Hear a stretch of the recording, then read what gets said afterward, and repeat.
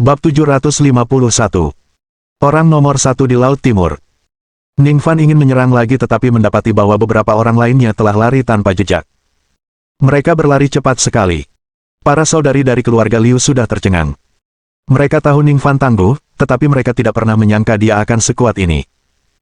Aliansi bela diri dan asosiasi Master Feng Shui bersatu, namun mereka sendiri tidak dapat menandinginya. Ningfan, kamu baik-baik saja? Tanya Liu Qingye dengan khawatir. Ningfan melambaikan tangannya, aku baik-baik saja, ayo kembali. Dengan itu, dia membawa kedua wanita itu dan meninggalkan Sateret Stone Plaza. Saat ini, Zhang Yuan bersama Zheng Tianlu telah melarikan diri jauh, ditemani Mo Zanyun. Ketiganya terus berlari hingga tiba di pusat kota, merasakan rasa aman di tengah hiruk-pikuk lalu lintas. Dia tidak menyusul, kan? Tanya Zhang Yuan dengan rasa takut yang masih tersisa. Mo Zanyun menggunakan seni rahasia Feng Shui dan kemudian mengangguk setelah beberapa saat, dia tidak mengejar. Baru pada saat itulah Zheng Tianlu menghela napas lega dan menjatuhkan diri ke tanah, masih terguncang, anak itu benar-benar terlalu menakutkan, bagaimana dia bisa memiliki kekuatan yang begitu kuat. Wajah Mo Zanyun dipenuhi kesuraman, dan dia menggertakkan giginya, bajingan ini telah membunuh begitu banyak orang dari asosiasi Master Feng Shui kita, aku pasti tidak akan membiarkannya pergi. Master Feng Shui sudah sedikit jumlahnya, tidak mudah mengumpulkan mereka di bawah bendera asosiasi, dan sekarang mereka semua telah musnah. Kau masih ingin membalas dendam padanya? Zhang Yuan berkata dengan tak percaya, aku tahu Tuan Mo, kau punya kartu truf yang belum kau mainkan, cepat keluarkan agar kita bisa kembali dan menghabisi anak itu. Sebenarnya, aku juga bukan tandingannya, kata Mo Zanyun malu-malu. Zhang Yuan memutar matanya dan duduk di sebelah Zheng Tianlu, lalu apa yang kau bicarakan? Anak itu sangat kuat seperti monster. Bahkan asosiasi Master Feng Shui dan aliansi bela diri kita pun tak mampu menghadapinya. Tidak, aku tahu siapa yang bisa menghadapinya. Mo Zanyun menjawab dengan dingin, mantan orang nomor satu di Laut Timur. Orang nomor satu di Laut Timur. Zhang Yuan dan Zheng Tianlu saling berpandangan, benar-benar bingung.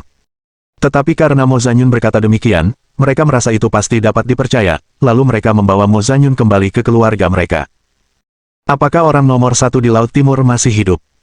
Setelah mendengarkan Mo Zanyun, ayah Zhang Yun menunjukkan ekspresi terkejut. Zhang Yun bingung, siapa orang nomor satu di Laut Timur ini?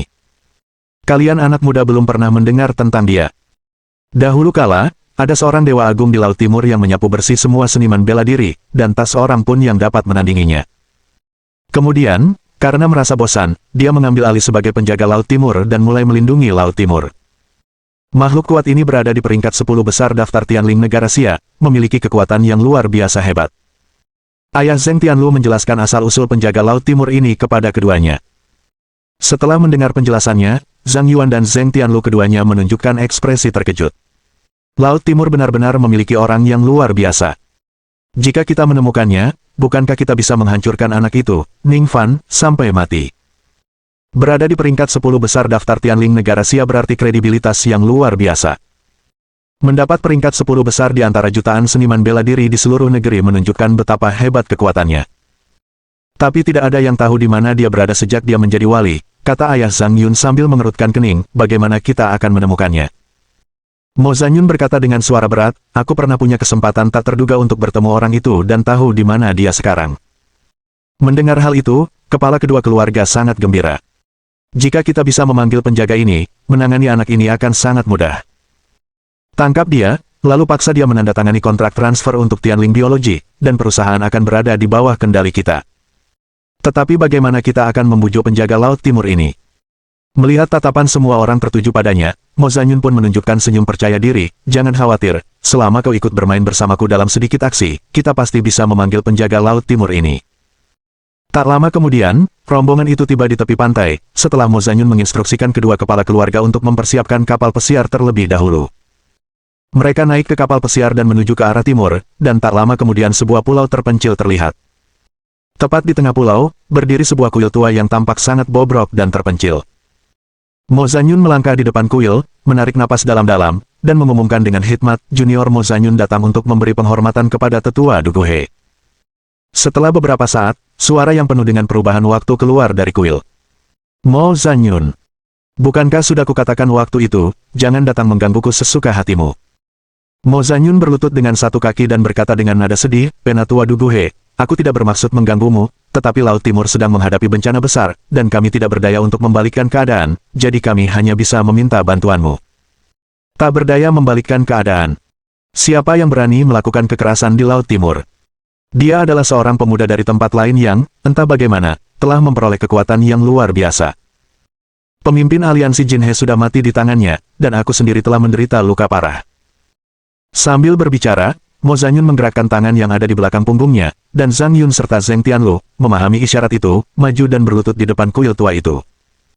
Tetua, saya keturunan keluarga Zhang Yuan. Saya berniat menghentikan orang yang brutal dan kejam itu, tetapi, yang mengejutkan saya, dia malah melukai saya dengan parah. Tetua, aku adalah keturunan keluarga Zheng, berjuang dengan hati yang adil untuk menghentikan kekejamannya, tetapi aku juga berakhir dalam kondisi yang sama. Zheng Tianlu sebenarnya tidak mengalami luka apapun, tetapi agar terlihat lebih meyakinkan, Mo Zanyun secara pribadi menimbulkan beberapa luka padanya. Bab 752 Tantangan Duguhe. Keluarga Zhang, keluarga Zheng. Kakek kalian juga teman lamaku. Aku tak pernah menyangka kalian masih mau bekerja keras untuk Laut Timur hari ini.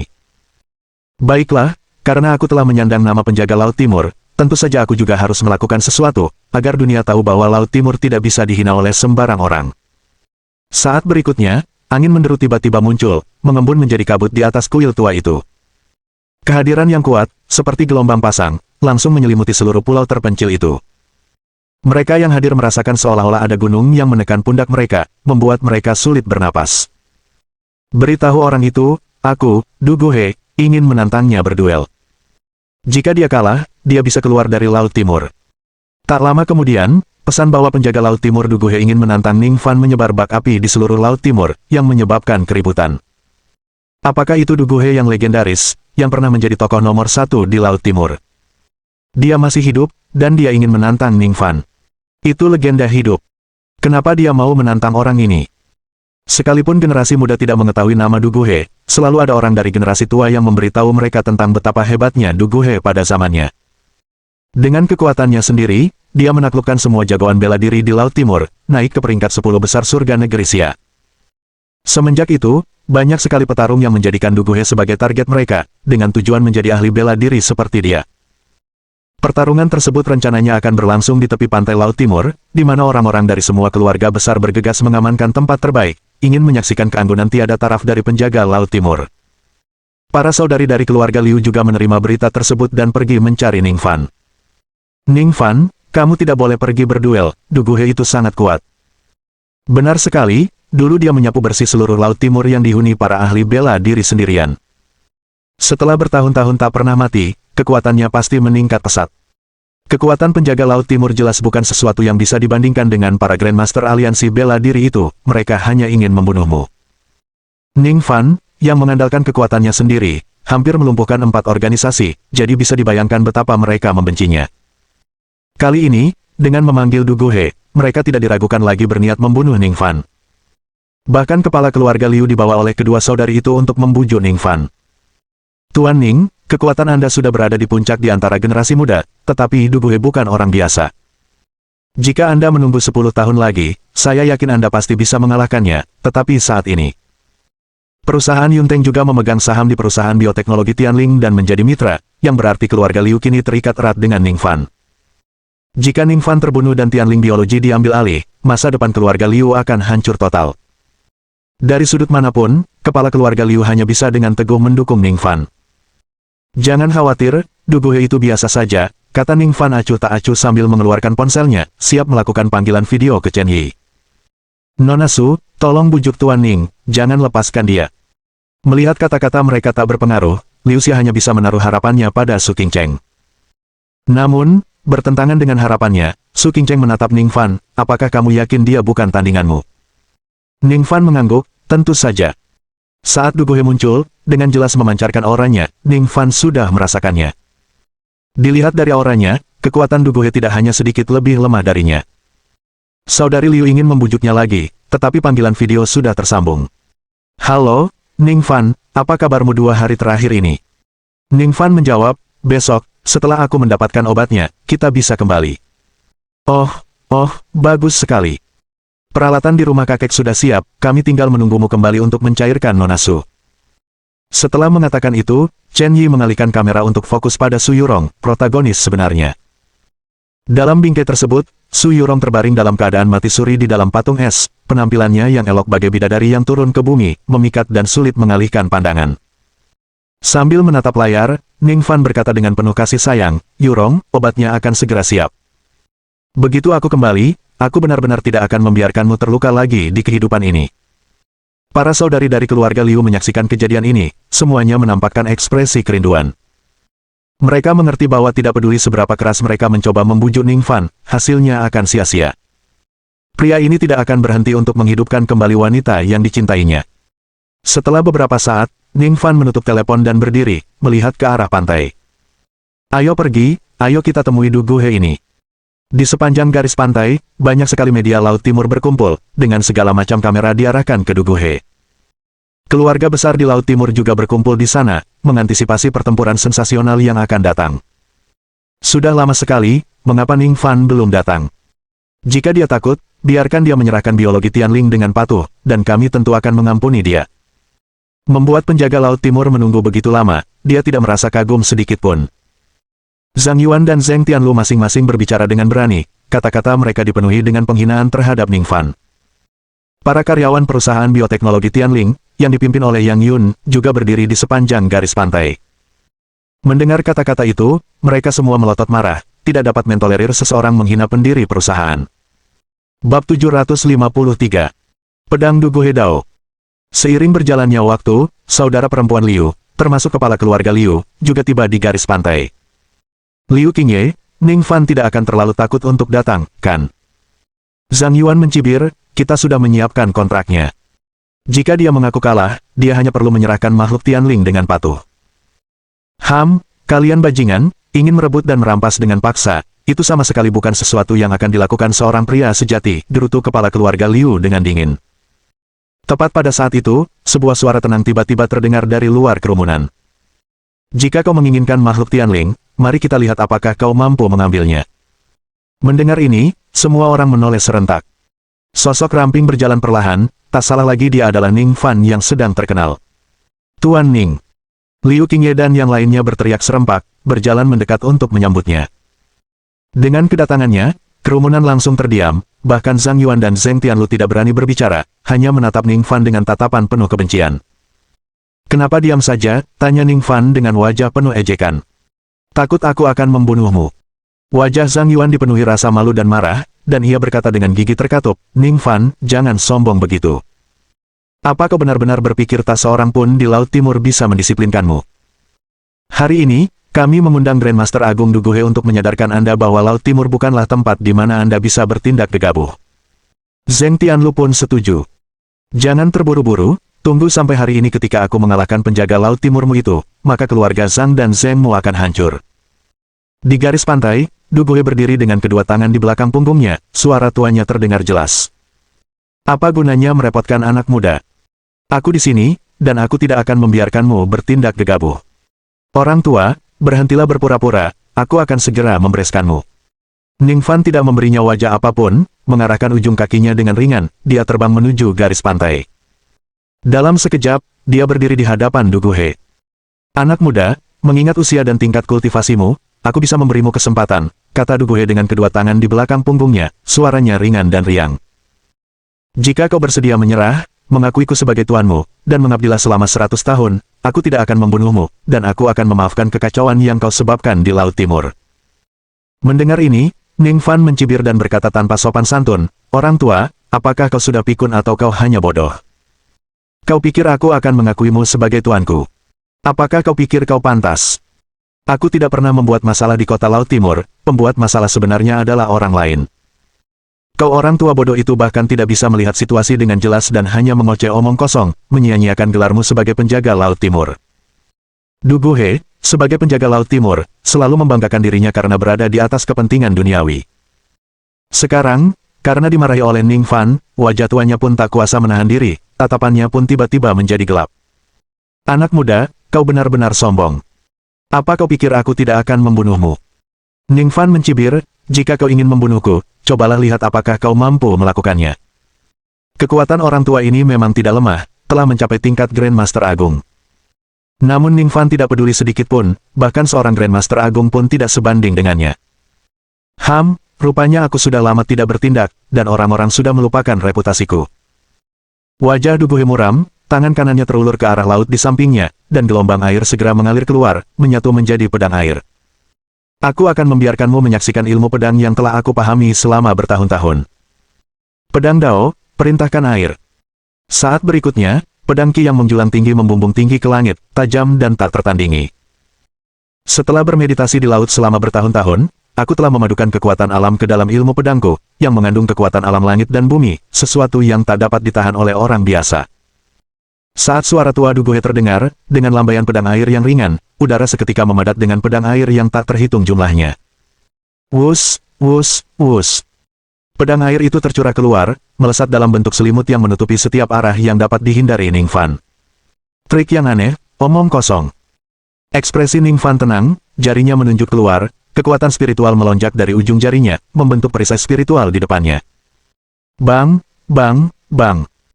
Pedang air bertabrakan dengan perisai spiritual, suara tumpul meledak dan hujan ringan segera mulai turun di langit.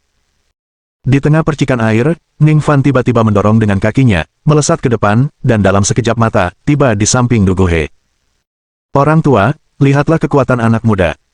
Ning Fan meraung dalam-dalam, tinjunya menghantam keras ke dada Duguhe. Ekspresi Duguhe berubah, dan darah tumpah dari sudut mulutnya. Dia benar-benar terluka parah oleh pukulan Ning Fan. Namun sebagai seorang Grandmaster Agung, kekuatan batinnya tidak terbatas, dan ia dengan cepat memulihkan cederanya. Dia menahan rasa sakit yang hebat, sambil menepukkan tangannya ke bawah. Pedang Dao, kereta sungai bumi. Dalam sekejap, tanah menumbuhkan banyak sekali duri, seperti rebung. Ning Fan tidak menghindar maupun menghindar, dia langsung menerima hantaman itu dengan tubuhnya, membiarkan duri-duri itu mengenai dirinya. Buk, buk, buk.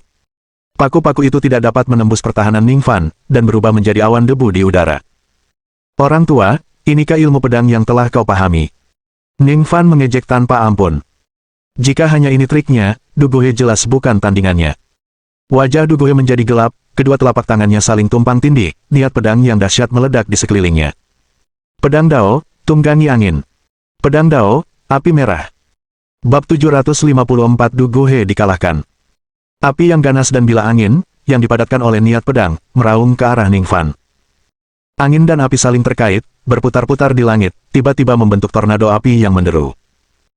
Naga api itu tampak seperti manusia hidup, memperlihatkan taring dan cakarnya, berputar-putar dan melayang seolah-olah ia adalah naga sungguhan. Kau pikir ini cukup untuk mengalahkanku? Dengan teriakan rendah, aura di sekitar Ning Fan tiba-tiba menjadi berat. Rasa tertekan yang kuat meledak, seketika memaksa naga api yang masih melayang di angkasa untuk bersujud di tanah. Bahkan niat pedang yang terpusat di sekitar Duguhe mulai mereda. Bagaimana kau bisa menahan niat pedangku? Duguhe merasakan aliran kekuatan dalam tubuhnya mulai melambat, dan raut wajahnya langsung berubah. Teman lama, apakah kamu punya trik lain? Ekspresi Ning Fan acuh tak acuh, kata-katanya penuh keyakinan. Merasa diremehkan, kemarahan mendalam muncul di hati Duguhe. Wah, hari ini aku harus mengalahkanmu. Saat dia berbicara, dia mengangkat kedua telapak tangannya tinggi-tinggi, semua teknik pedang yang pernah dia gunakan sebelumnya lenyap begitu saja, tetapi rasa tertekan yang lebih menggigit benar-benar muncul lagi. Saya telah berdiri di atas ombak untuk mengamati guntur, merasakan kekuatan alam langit dan bumi yang tak terbatas, dan akhirnya memahami teknik pedang ini. Pedang ini disebut, Guntur Sembilan Surga. Saat kata-kata Duguhe diucapkan, niat pedang yang tak terbatas mengalir keluar dari tubuhnya seolah-olah tidak ada habisnya. Niat pedang ini tidak menghilang tetapi malah terus berputar di sekitar Duguhe. Gemuruh. Di tengah gemuruh yang tumpul, awan gelap menyebar dari cakrawala, menutupi cahaya siang. Dalam cahaya redup, busur listrik ramping mulai berkelap-kelip di sekitar tubuh Duguhe. Busur-busur ini terus berputar, dan akhirnya, saat naik, mengembun menjadi pedang guntur sepanjang 3 sang. Ini jurus pamungkasku yang kedua, mari kita lihat apakah kau bisa menahannya. Bersamaan dengan perkataan Duguhe, pedang petir itu pun perlahan tenggelam, membawa serta momentum yang sangat mengagumkan dan tak tertandingi. Dari kejauhan, setiap orang yang merasakan kekuatan pedang guntur mengubah ekspresi mereka. Kekuatan yang sangat mengerikan. Apakah ini benar-benar sesuatu yang dapat digunakan manusia? Seperti yang diharapkan dari penjaga Laut Timur, dengan dao pedang yang begitu kuat, siapa yang berani menyinggung Laut Timur kita? Zhang Yuan tertawa terbahak-bahak, menatap anggota keluarga Liu dengan bangga, lihat. Ini adalah kekuatan tetua Du Guhe, yang berarti Ning Fan pasti akan hancur. Para anggota keluarga Liu juga tampak khawatir. Du Guhe, sebagai penjaga Laut Timur, memiliki reputasi yang termasyhur, ditambah dengan kekuatan yang ditunjukkannya saat ini, mereka sangat mengkhawatirkan Ning Fan. Anak muda, aku memberimu satu kesempatan terakhir. Jika kau menyerah sekarang, mengingat bertahun-tahun kultivasimu yang sulit, aku bisa melenyapkan pedang ini. Petir memantulkan wajah Ning Fan yang berkedip-kedip dan tampak ragu.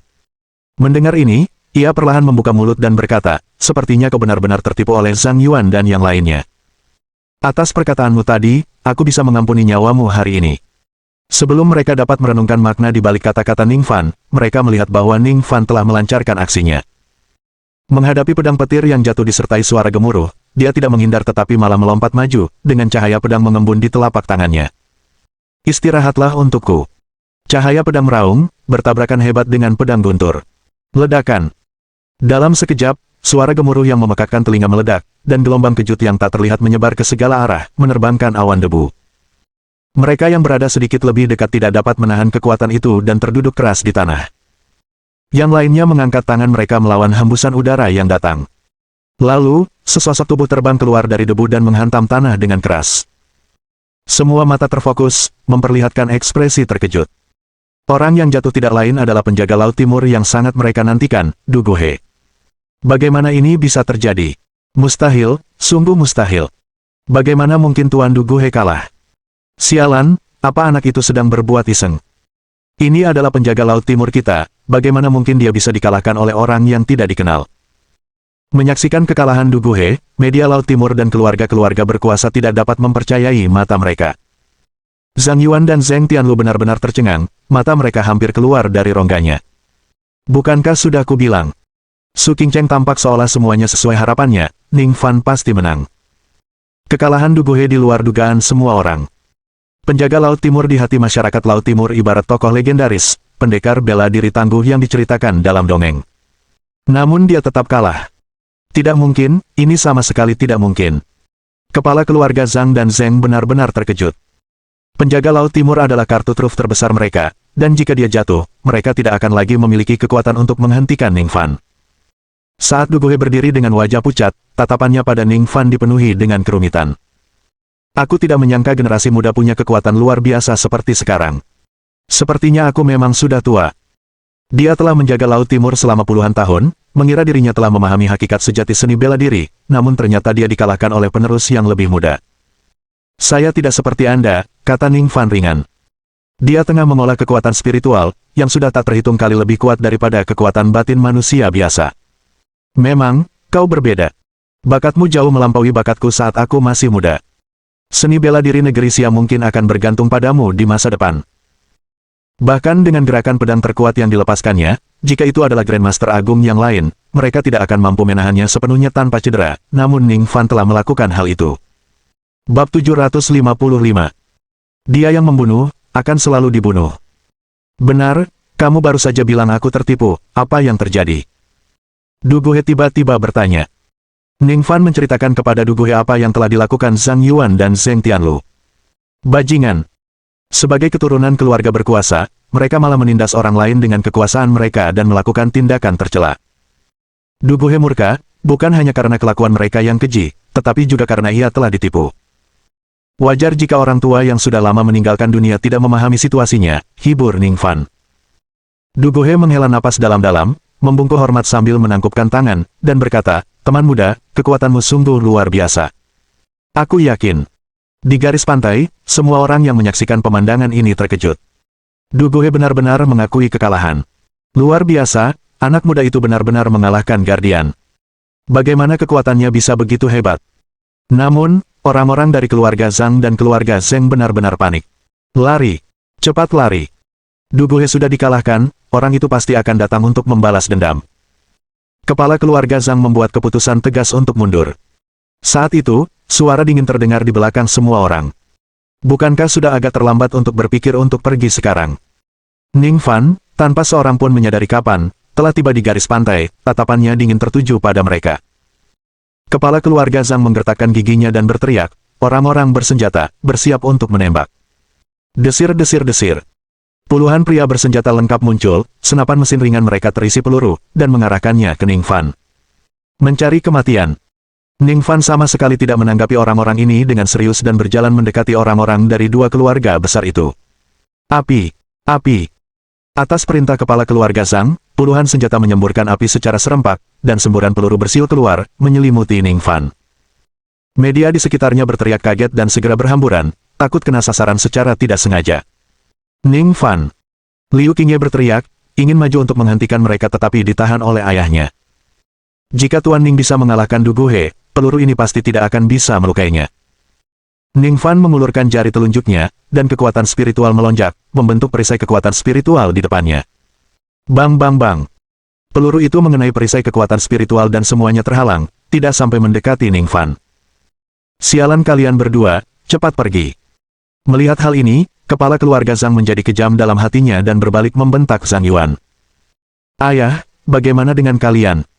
Zhang Yuan benar-benar bingung dan bertanya dengan ragu. Bodoh. Selama kalian berdua masih hidup, kedua keluarga kita masih punya harapan. Kepala keluarga Zhang menatap kepala keluarga Zheng, Zheng tua, kita sisakan jalan keluar untuk yang muda. Kepala keluarga Zheng terkekeh getir, sepertinya kita berdua tidak bisa pergi hari ini. Setelah rentetan peluru, Ning Fan melangkah maju dan merebut senapan mesin ringan dari penembak paling depan.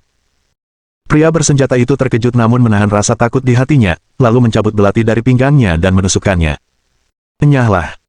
Dengan tamparan ringan dari Ning Fan, pria bersenjata itu terlempar seperti layang-layang yang talinya putus, dan jatuh pingsan ke tanah. Ia berjalan di tengah-tengah orang-orang bersenjata itu seakan-akan berjalan santai di lapangan, dan kemanapun ia pergi, orang-orang bersenjata itu dilempar menjauh. Langit tampak seperti sedang menurunkan hujan manusia, satu demi satu jatuh ke tanah. Dalam sekejap mata, puluhan pria bersenjata itu berhasil dijatuhkan, hanya Ning Fan yang berdiri sendirian di antara mereka. Di bawah tatapan heran kedua kepala keluarga itu, Ning Fan mendekati mereka dan bertanya dengan acuh tak acuh, apakah kalian siap? Pembunuh akan dibunuh. Kepala keluarga Zhang menggertakkan giginya dan berkata dengan senyum getir, jangan sombong, meskipun kau kuat, kau hanyalah manusia biasa. Putraku pasti akan membalaskan dendamku. Benar. Tunggu saja, pembalasan dari keluarga Zheng akan segera tiba, teriak kepala keluarga Zheng dengan sekuat tenaga. Dah. Dengan dua tamparan dari Ning Fan, kepala kedua pria itu pecah menjadi kabut darah, dan tubuh mereka yang tanpa kepala roboh lemas ke tanah. Semua penonton serentak terkesiap kaget, mata mereka dipenuhi ketakutan. Kepala keluarga dari dua klan terkuat di Laut Timur meninggal begitu saja, secara diam-diam, dan banyak orang merasakan kesedihan seolah-olah karena berlalunya sebuah era. Ning Fan, kamu baik-baik saja. Liu Qingye melangkah maju dengan cepat dan bertanya dengan khawatir. Ning Fan mengangguk, jangan khawatir, mereka tidak akan bisa menyakitiku. Bagaimana dengan kedua orang itu? Zhang Tian dan Zheng Tianlu sudah melarikan diri, tapi aku akan mengatur orang-orang untuk terus mencari mereka, kata Liu Xia dengan ekspresi marah, kedua bajingan itu, aku sama sekali tidak akan membiarkan mereka pergi. Dengan ini, tantangan dari Du Guhe berakhir. Tampaknya sudah berakhir, tetapi dampak selanjutnya masih terasa. Dengan telah tiadanya kepala keluarga kedua keluarga besar itu, klan-klan kuat lainnya pun segera berpindah tangan, membagi-bagi aset yang awalnya menjadi milik kedua keluarga besar itu. Tentu saja, mereka semua diam-diam meninggalkan aset paling berharga bagi keluarga Liu untuk diambil alih. Siapapun yang bermata jernih dapat melihat bahwa, setelah pertempuran ini, keluarga Liu, yang memiliki hubungan paling dekat dengan Ning Fan, akan menjadi klan terkemuka di Laut Timur. Selain itu, dengan kemitraan erat keluarga Liu dengan Tianling Biologi, kemungkinan besar tidak ada klan yang mampu menggoyahkan kedudukan keluarga Liu selama puluhan tahun. Di sisi lain, Zhang Tian dan Zheng Tianlu melarikan diri dengan panik, nyaris lolos dari kejaran para pengejar keluarga Liu. Sampah, bajingan sialan. Aku harus balas dendam. Mata Zhang Tian merah padam, telah dirusak oleh Ning Fan, kebenciannya sedalam lautan.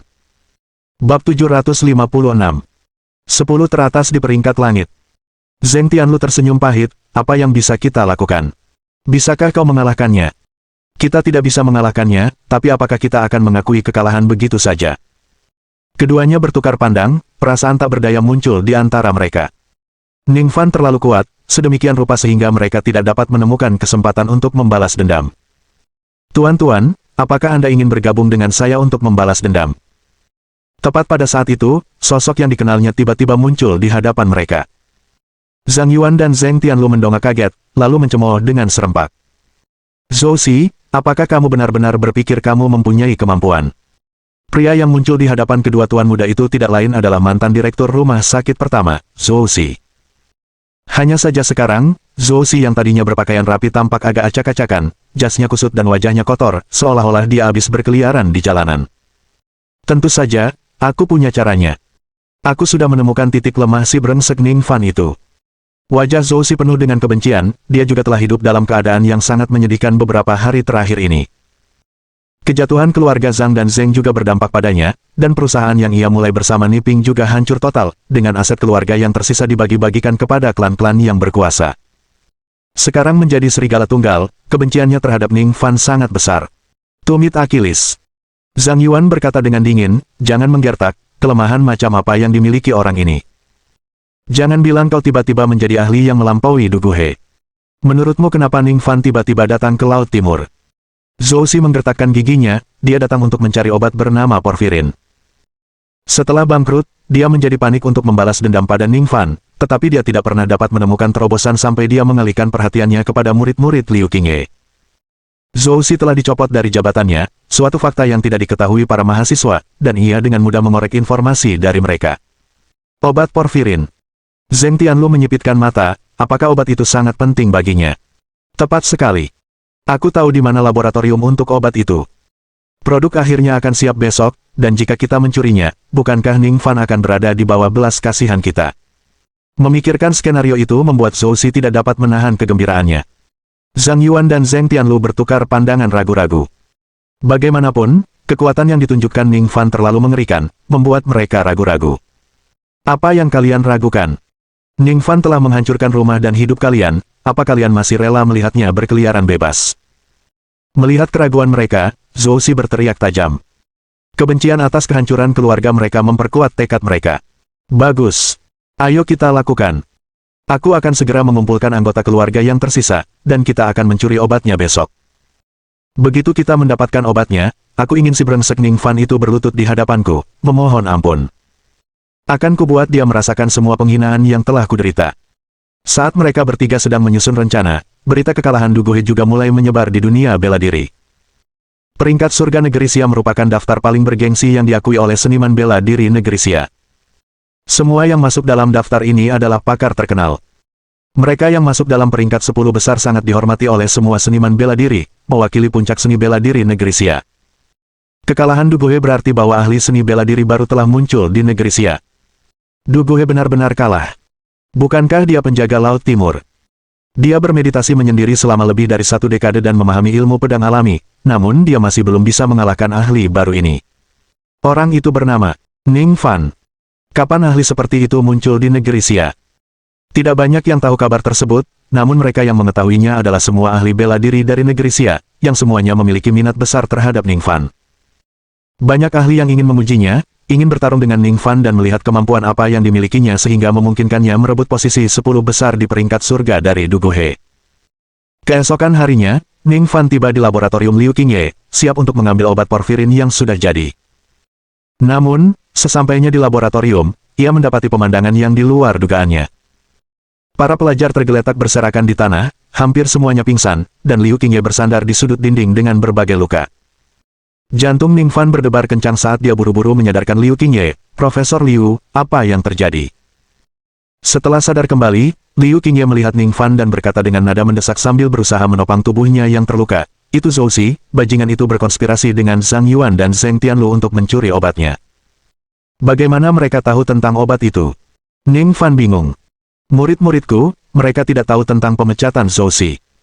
Pria itu, yang berpura-pura menjadi direktur rumah sakit pertama, menipu mereka agar membocorkan informasi tentang obat porfirin, jelasnya, wajahnya dipenuhi rasa bersalah. Aku seharusnya tidak membiarkan mereka membicarakannya dengan sembarangan.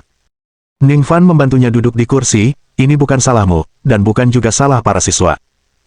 Satu-satunya yang harus disalahkan adalah Zhou Si karena begitu tercela hingga menipu para siswa. Melihat Ning Fan tidak bergerak, Liu Qingye bertanya dengan bingung, apakah kamu tidak akan mencari mereka?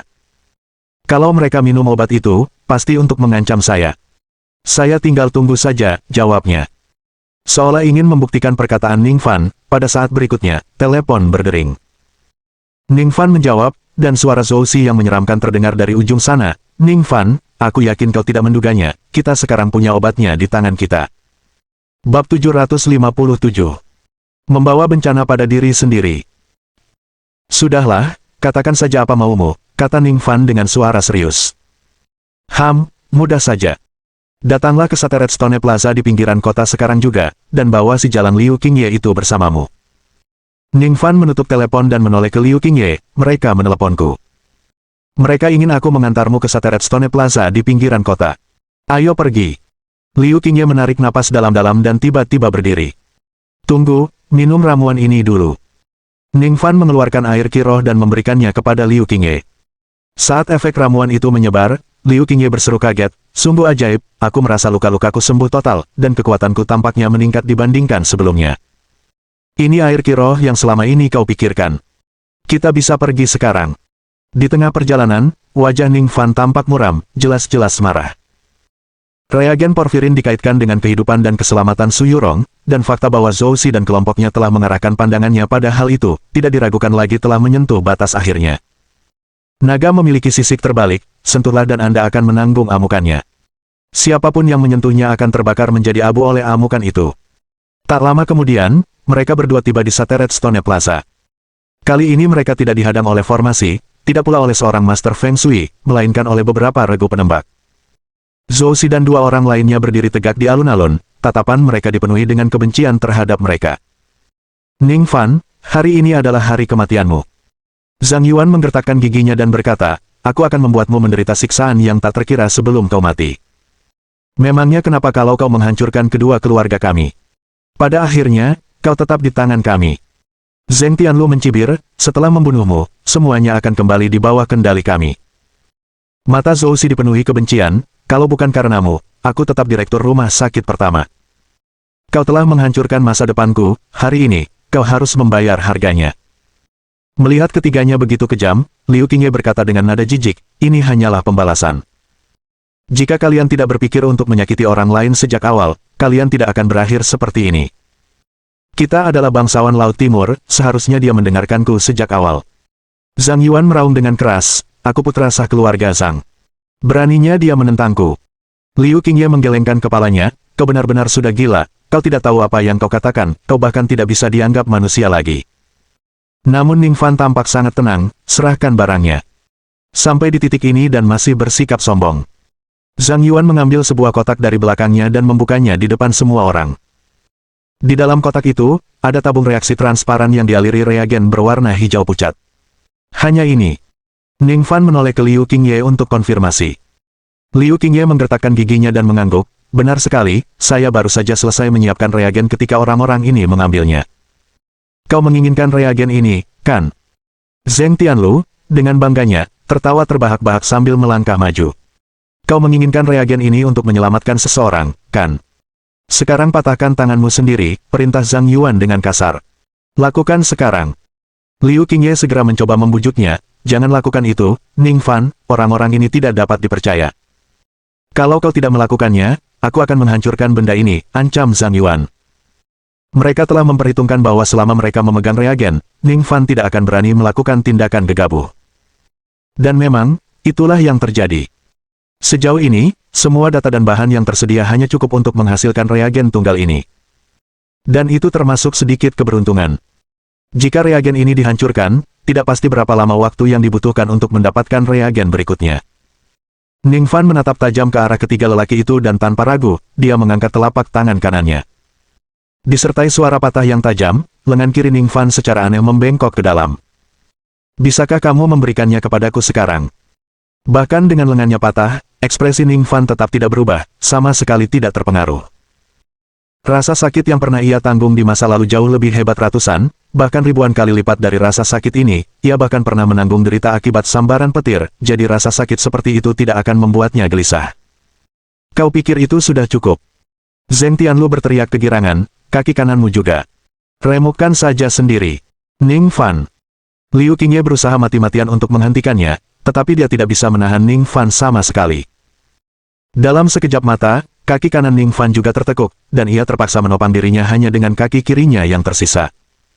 Bisakah dikembalikan sekarang? Tanya Ning Fan, wajahnya tanpa ekspresi. Melihat itu, ketiganya tertawa terbahak-bahak.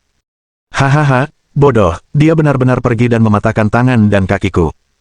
Kau seharusnya sulit dikalahkan. Apa gunanya kalau sekarang kau bisa melawan? Bukankah dia seperti anjing yang memohon agar kita mengembalikan obatnya?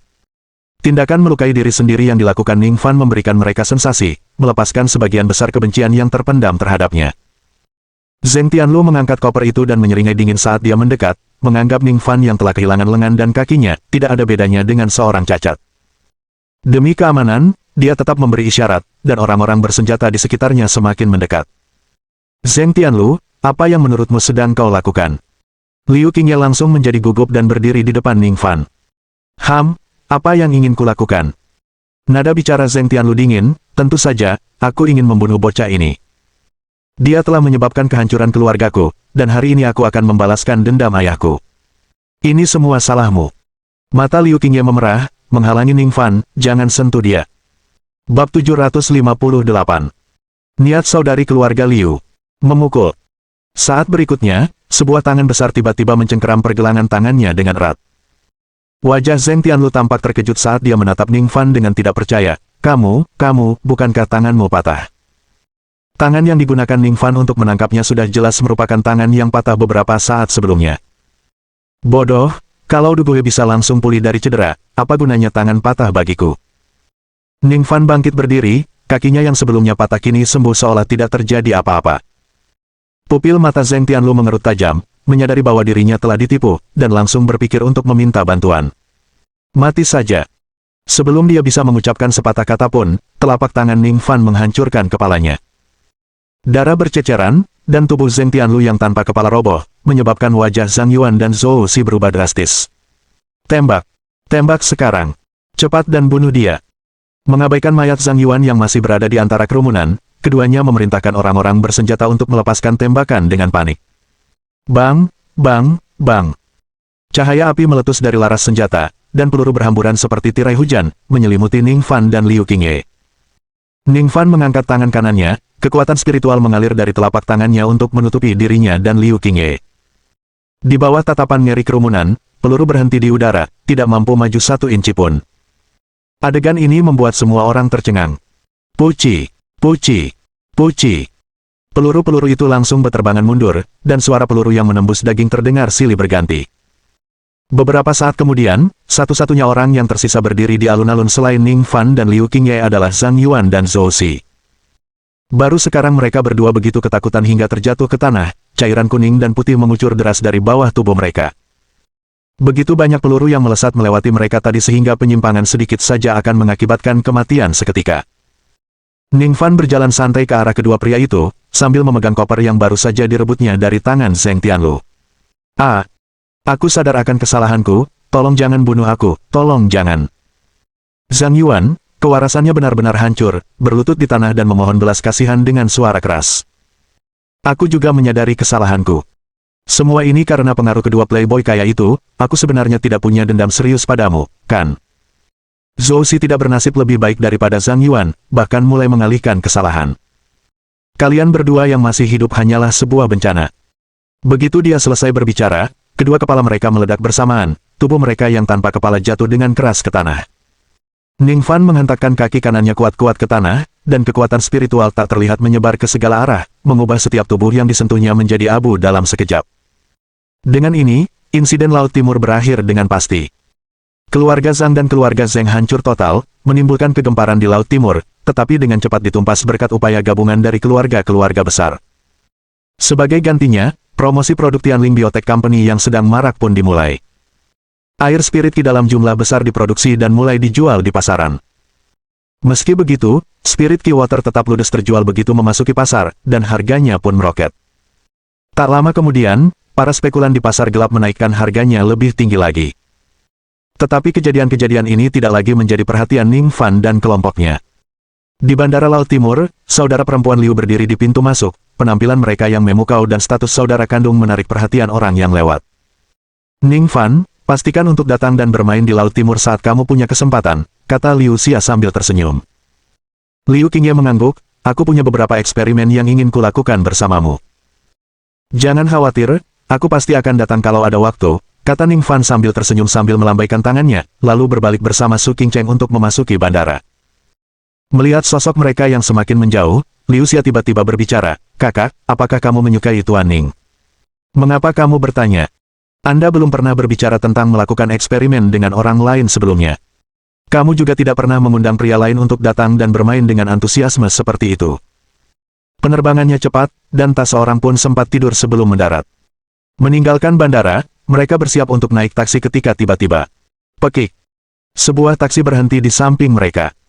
Sopirnya, yang mengenakan topi yang menutupi sebagian besar wajahnya dan berbicara dengan dialek Beijing yang canggung, bertanya, "Apakah kamu butuh tumpangan?" Karena taksi sudah datang, mereka pun masuk. Saat mereka berkendara, Su Qingcheng tiba-tiba merasa ada yang tidak beres. "Mau kemana kamu berkendara? Mau coba mengalihkan perhatian kita?" Mereka menuju ke laboratorium Chen Donglai, yang terletak di pinggiran kota, tetapi taksi itu langsung menuju ke pusat kota. Jalan memutar. Aku mengincar nyawa kalian." Dengan raungan yang keras, sang pengemudi melepas topinya dan memperlihatkan wajah aslinya. "Ning Fan, ingat aku. Bajingan, kau membuatku sangat menderita." Ning Fan mengamatinya sejenak sebelum mengangguk, "Aku pernah melihatmu. Siapa namamu?" Pengemudi itu terkejut dan berteriak dengan marah, "Sialan, namaku Niping, bajingan, dan kau bahkan tidak ingat namaku." "Oh, aku ingat sekarang, aku melihatmu di restoran," kata Ning Fan sambil mengerutkan kening, "aku tidak ingat menyinggungmu." Mereka hanya bertemu sebentar di restoran dan tidak berinteraksi apapun. Bab 759 mulai mencair. Kau telah merusak semua rencana matang yang telah kulakukan bersama Zhou Xi. Bagaimana kau bisa bilang kau tidak menyinggung perasaanku?" Niping hampir gila ketika mengetahui perusahaan rintisannya bangkrut dan asetnya dilikuidasi. Dia yakin bahwa air Kiroh dapat memberinya keuntungan besar, jadi dia menginvestasikan seluruh kekayaan keluarganya di dalamnya. Siapakah yang mengira bahwa sebelum ia benar-benar memulai, ia akan terjebak dalam kekacauan ini, dengan semua investasinya hancur. Terus terang saja, dia sekarang melihat Ning Fan sebagai musuh yang tidak bisa hidup berdampingan dengannya di bawah langit yang sama. "Kamu dan Zhou Xi telah menyebabkan semua ini terjadi, dan kamu tidak bisa menyalahkan siapapun," kata Ning Fan acuh tak acuh. "Hentikan omong kosongmu. Aku tahu kau punya ramuan, dan itu satu-satunya di dunia saat ini. Serahkan padaku."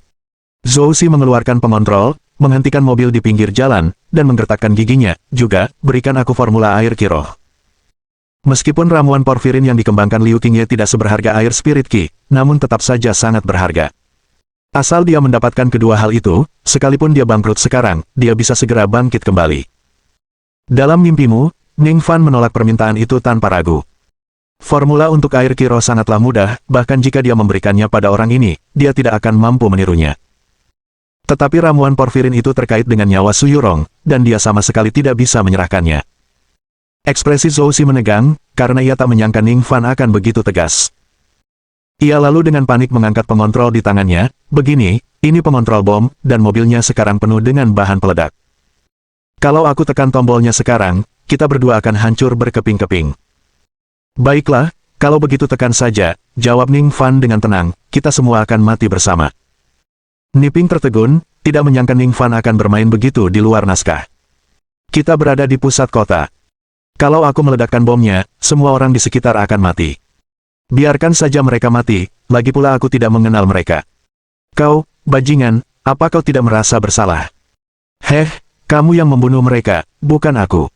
Kenapa aku harus merasa bersalah?" Niping tercengang. Bagaimana mungkin orang ini begitu kebal? Memanfaatkan kebingungan sesaat Niping, Ning Fan tiba-tiba bergerak, mengarahkan jarinya seolah-olah itu adalah pedang dan melepaskan sinar pedang. Sila. Sinar pedang itu sangat tajam, langsung memutuskan pergelangan tangan Niping yang sedang memegang pengendali bom. Darah menyembur tinggi ke udara, memotori jendela-jendela di sekitarnya hingga menjadi merah. "Teleponlah, suruh dia ditangkap," perintah Ning Fan tanpa mendongak.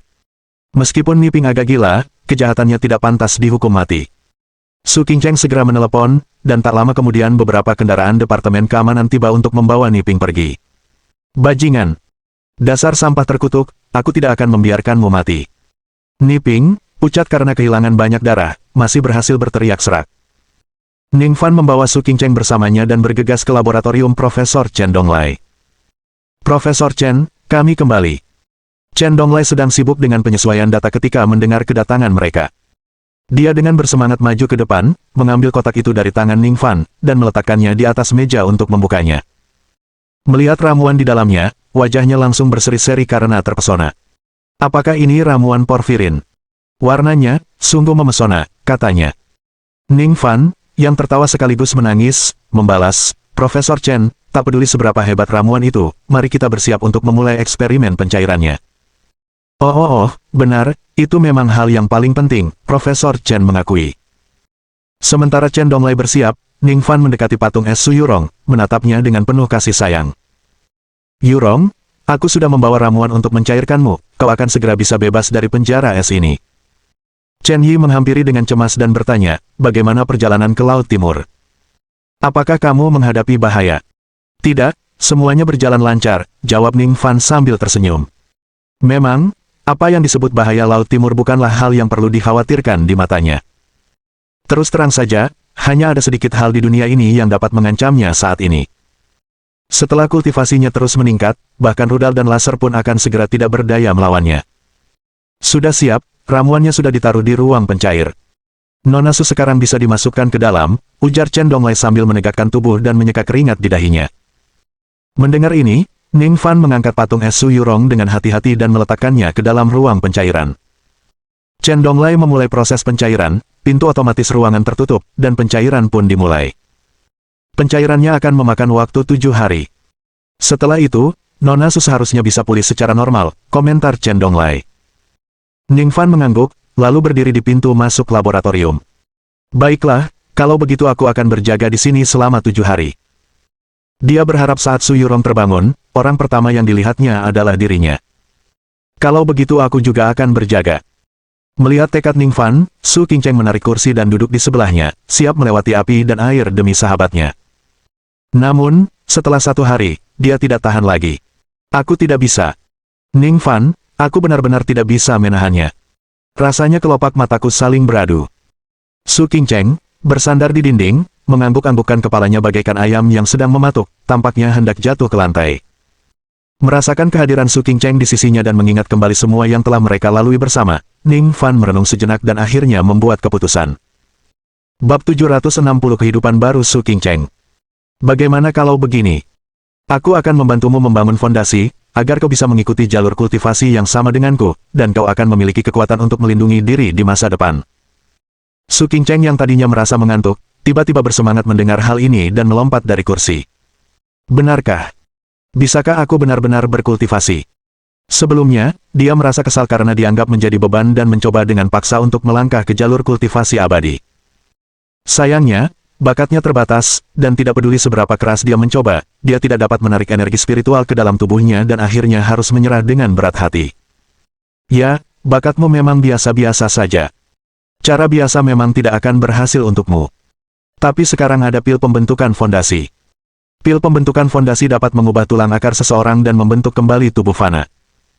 Meskipun mungkin tidak akan mengubah takdir melawan kehendak langit, masih mungkin untuk menempatkan Su Qingcheng di jalur kultivasi. Keren. Aku sudah lama ingin berkultivasi. Cepat, cepat, cepat. Ajari aku cara berkultivasi. Su Qingcheng tidak lagi lelah atau lesu. Pikiran untuk memulai perjalanan kultivasinya membuatnya bersemangat. Ayo pergi, cari tempat yang tenang. Di sini tidak cocok. Khawatir akan mempengaruhi proses pencairan Su Yurong, Ning Fan membawa Su Qingcheng ke pegunungan terpencil di pinggiran kota dan mengeluarkan pil pendirian fondasi dari cincin penyimpanannya. Dia telah melalui kesulitan yang tak terhitung jumlahnya untuk akhirnya mengumpulkan bahan-bahan dan berhasil memurnikan 5 pil pendirian fondasi. Kegunaan kiri dan kanan kini hanya tersisa 2 pil. Ambil pil pembentukan fondasi ini, rasakan kekuatan obatnya dengan saksama, lalu gabungkan ke dalam tubuh Anda. Proses ini mungkin sangat menyakitkan, tetapi Anda harus menjalaninya. Setelah Anda melewatinya, Anda akan mulai merasakan energi spiritual antara langit dan bumi. Su Qingcheng mengangguk penuh semangat lalu menelan pil pendirian fondasi dalam satu tegukan. Kekuatan obat yang dahsyat langsung menyebar ke seluruh tubuhnya. Mata Su Qingcheng tiba-tiba melebar, dan pembuluh darah yang tak terhitung jumlahnya memenuhi bola matanya. Su Qingcheng terjatuh ke tanah, seluruh tubuhnya mengeluarkan suara gemeretak gigi saat tulang akarnya sedang diganti oleh pil pendirian fondasi. Semakin biasa-biasa saja bakatnya, semakin menyakitkan prosesnya. Ning Fan menggerakkan jari-jarinya membentuk gerakan pedang dan menunjuk ke dahi wanita itu. Kekuatan spiritualnya mengalir ke tubuhnya melalui ujung jarinya untuk membantunya menyerap kekuatan obat, dan di saat yang sama, meringankan rasa sakitnya. Saat kekuatan spiritual mengalir ke dalam tubuhnya, ekspresi kesakitan di wajah Su Qingcheng mulai mereda. Mengubah tulang akar secara paksa seringkali merupakan proses yang paling menyakitkan pada awalnya. Saat tulang akar terus berubah, rasa sakit itu akan berangsur-angsur memudar, dan sebagai gantinya, kenyamanan dari merasakan energi spiritual dunia akan muncul.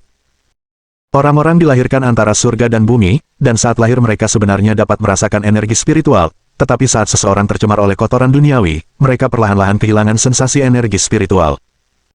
Melihat kondisi Su Qingcheng berangsur-angsur membaik, Ning Fan berhenti menyalurkan kekuatan spiritual untuk membiarkannya menyelesaikan proses terakhirnya sendiri. Sekitar setengah hari kemudian, Su Qingcheng tiba-tiba membuka matanya lebar-lebar, dan energi spiritual di sekelilingnya mulai berputar. Energi spiritual terus berputar, akhirnya membentuk pusaran di sekelilingnya. Duduk bersila di tengah, tubuh Su Qingcheng meledak dengan gelombang kekuatan yang dahsyat. Setelah beberapa waktu, lonjakan kekuatan ini akhirnya mereda. Su Qingcheng berdiri, matanya berbinar-binar dengan cahaya tajam, seolah-olah dia telah terlahir kembali. Kamu telah menyerap energi spiritual ke dalam tubuhmu, kamu telah berhasil, kata Ning Fan acuh tak acuh.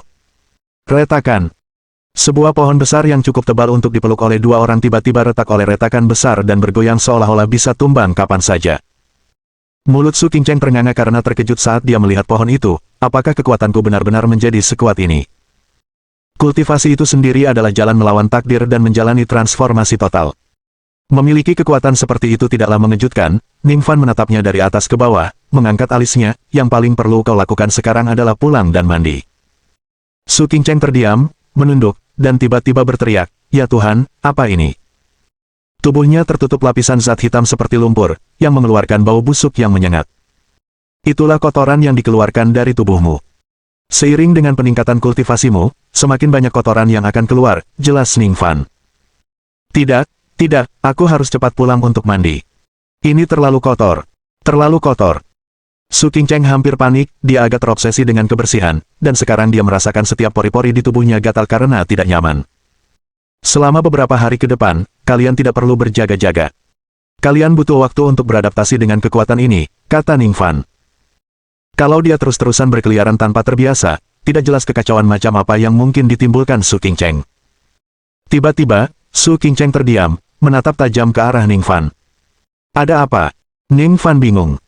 Apakah ada yang salah dengan tubuhmu? Tidak, aku hanya merasa. Su Qingcheng menatapnya dengan ekspresi rumit, lalu berkata perlahan, kau telah memberiku kehidupan baru.